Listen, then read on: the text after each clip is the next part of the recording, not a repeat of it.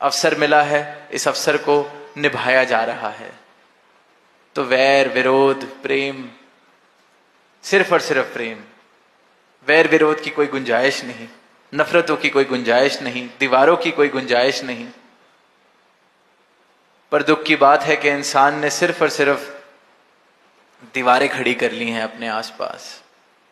एक संप्रदाय ने दूसरे संप्रदाय से दूरी बनाने के लिए दीवारें खड़ी कर ली हैं।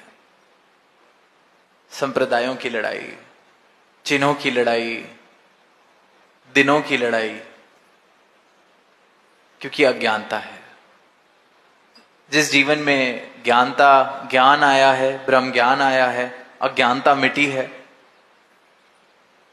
ज्ञान का सूरज उदय हुआ है, तो वहां फिर ये अंधकार मिट जाता है।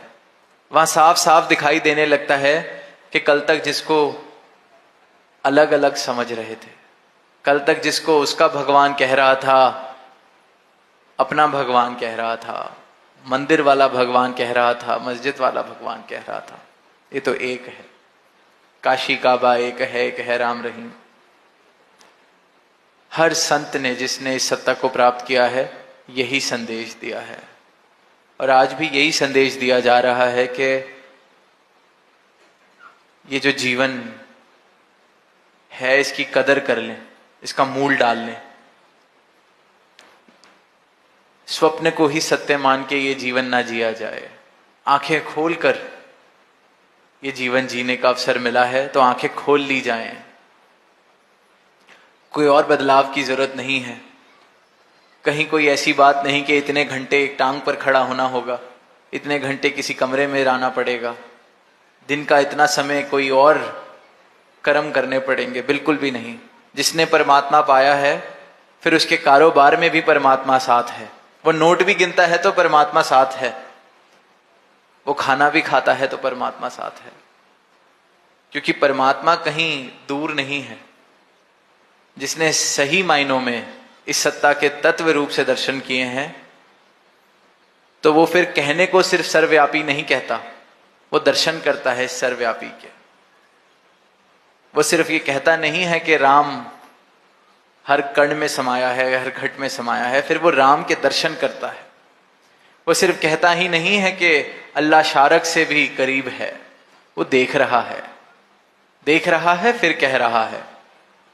फिर उसके जीवन की अवस्था कबीर दास जी वाली है कि कल तक तो तू कहे कागज की लेखी, मैं भी कह रहा था कल तक कागज की लेखी, पर आज गुरु की कृपा हुई है, ये ब्रह्म ज्ञान मिला है, तब तू कहे कागज की लेखी, मैं कहूं आंखन की वेखी।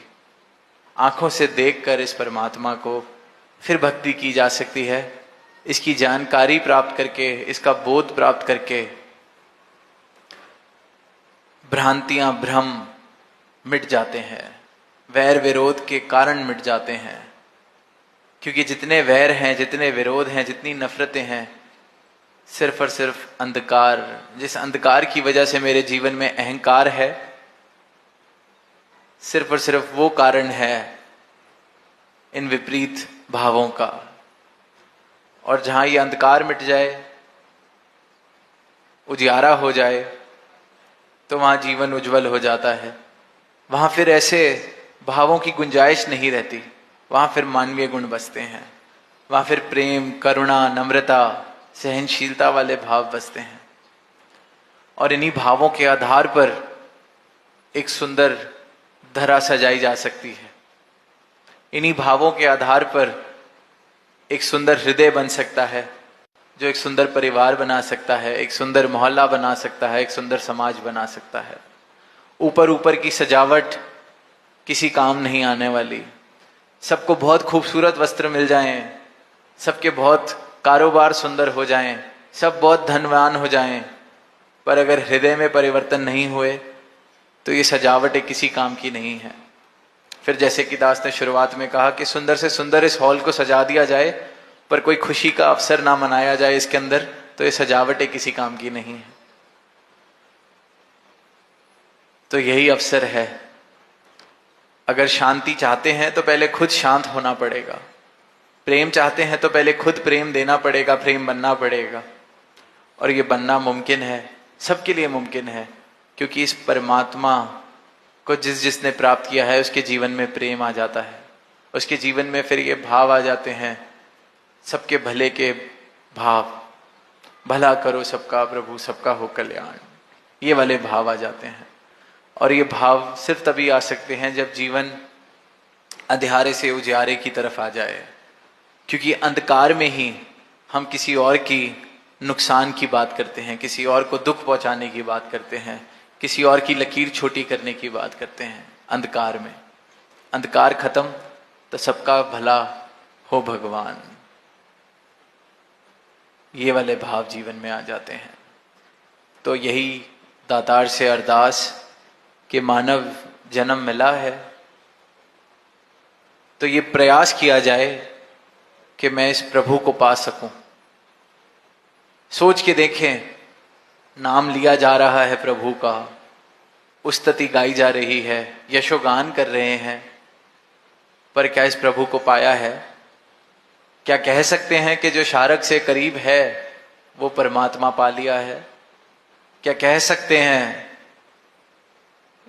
कि जो सर्वव्यापक है वो परमात्मा देख लिया है, पा लिया है? क्या कह सकते हैं जिस परमात्मा को शस्त्र काट नहीं सकते वो परमात्मा पा लिया है? सवाल पूछने की जरूरत है, क्योंकि इसी सवाल को जिसने पूछा है और जवाब पाया है, फिर उसका जीवन आनंदमय, फिर उसके जीवन में भक्ति, फिर उसके जीवन में सत्य, फिर स्वप्न वाला जीवन वो इंसान नहीं जी सकता जिसने सत्य को देख लिया है। जिसने रोशनी देख ली है वो फिर अंधकार के साथ गुजारा नहीं कर सकता।